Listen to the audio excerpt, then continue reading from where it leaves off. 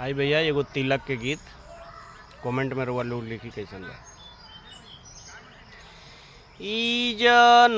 जाने में समधिया आंगना छोट जी, ई जनी जाने में समधिया आंगना छोट जी, आंगन के बहुते जे कीमत जी,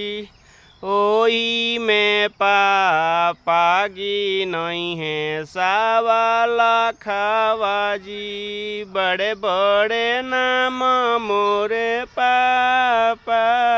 के, बड़े बड़े अजूरी पासार ए सुशील बाबू, बड़े तोहर पोटी पोटीदार हो, गौ जवार बाड़े बड़े बड़े लोगवा हो, ओही में बनावस भारी बीडियो, ई मत बुझेब सरऊ छोटी चुकी आंगन, आंगन के बड़ी बाटे कीमत जी,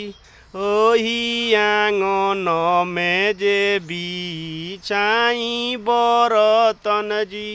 नोटिया निकाली भारी भारी जी,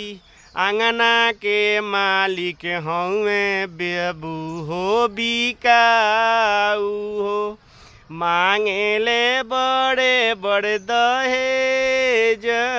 जी, बड़े बड़े अजूरी पासार ए आशुतोष बाबू, बड़हन